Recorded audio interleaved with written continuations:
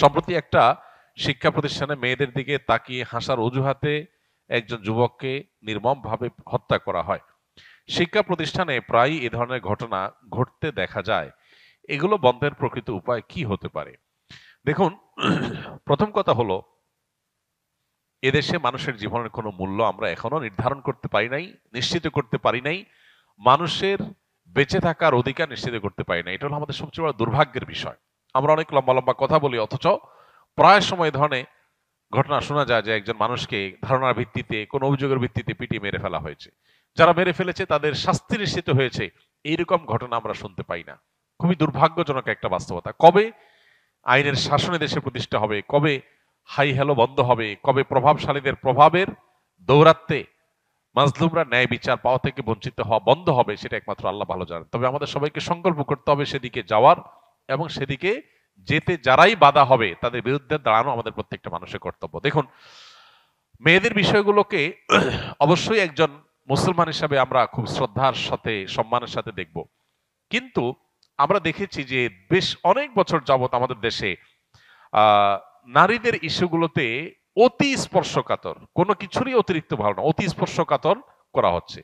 একজন নারীর দিকে তাকে হেসেছে, সেজন্য একটা যুবককে পিটিয়ে মেরে ফেলতে হবে, এটা একদিনে তৈরি হয় নাই। এর আগে আমরা দেখেছি কোন নারীর টিপ নিয়ে নাকি কি বলাতে একজন পুলিশের চাকরি চলে যায়, অথচ সেটা পরে অভিযোগে, সে অভিযোগটা তদন্তে প্রমাণিত হয়নি, অসত্য প্রমাণিত হয়েছে, কিন্তু তার চাকরি তিনি আর ফিরে পান নাই। তাহলে নারী হলেই তার ব্যাপারে অতি স্পর্শকাতর হয়ে যাওয়া, অতি সংবেদনশীল হয়ে যাওয়া, একেবারে আদাজল খেয়ে নেমে যাওয়া, এই অতিভক্তি চোরের লক্ষণ। একটা সমাজকে অস্থিতিশীল করার নামান্তর। এই জিনিসটা আমাদের সমাজে বন্ধ হওয়া দরকার। এর আগে, কদিন আগে একজন নারীর ওড়না কাণ্ডে অনেক কিছু ঘটেছে। সেখানে কেউ যদি অপরাধী করে থাকে, অবশ্যই তার বিচার হোক, বিচার হওয়া দরকার, এবং বিচারে বাধা দেওয়া উচিত নয়, সেটা সবই ঠিক আছে। কিন্তু এই বিষয়টাকে কেন জানি আমাদের সমাজে ফুলিয়ে ফাঁপিয়ে প্রকাশ করা হচ্ছে, যার কারণে নারীর দিকে তাকে কেউ হাসলেই তাকে পিটিয়ে মেরে ফেলাটাকেও দোষণীয় মনে করছে না ইয়াংরা। এখানে আরেকটা বিষয়, যারা পিটিয়ে মেরে ফেলেছে ওই মেয়ের ফোন কলে এসে, তারা নিশ্চয়ই তার সাথে লিঙ্কেড। এখানে অবৈধ সম্পর্ক, হারাম রিলেশন, এটার কারণে যে মানুষ খুন খারাপি করে, মানুষের হিতে জ্ঞান চলে যায়, এই বিষয়টা আলোচনায় আসা দরকার, এবং এই কালচারটাকেও আসামের কাঠগড়া দাঁড় করানো দরকার। কিন্তু সেটা নিয়ে আলাপ সালাপ নাই। এবং যে মেয়েদের কারণে, যে মেয়ের কারণে এরকম একটা টকবগে তরুণ যুবক খুন হয়ে গেল, সেই মেয়েকে বিচারের কাঠগড়া দাঁড় করানো দরকার। এটা হলো সবচেয়ে বড় প্রয়োজনীয় কাজ। আমরা আশা করব যে এই খুনের সাথে যারা জড়িত তাদের মৃত্যুদণ্ড এদেশে মানুষ অনতিবিলম্বে দেখতে চায়, নিশ্চিত করতে চায়।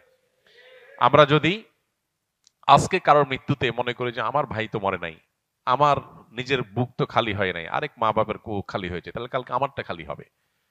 এদেশে এই এই ধরনের হত্যাকাণ্ড, এই ধরনের ঘটনা আজকে নতুন ঘটনা। এই যে ঢাকা ইউনিভার্সিটির ক্যান্টিনে চোর সন্দেহে কিছুদিন আগে, এই কয়েক মাস আগে একটা যুবককে পিটিয়ে মেরে ফেলা হলো, কই এখনো পর্যন্ত তার কোনো বিচার হয় নাই। এরকম যত বিচার আছে আমরা দেখি সবগুলো ঝুলে থাকে। তো এই বিচার ব্যবস্থা, এটা যদি বিচার নিশ্চিত করতে না পারে, তাহলে সাধারণ মানুষের আস্থা জিরোতে চলে যাবে। ইতিমধ্যে মানুষের আস্থা নাই, সেটা আরো কমে যাবে। এই জন্য সংশ্লিষ্ট মহলকে মাজলুম মানুষদের বিচার প্রাপ্তিটা নিশ্চিত করা দরকার। আল্লাহ আমাদের দেশকে সেরকম একটা সুন্দর মানবিক দেশে পরিণত হওয়ার তৌফিক দান করুন।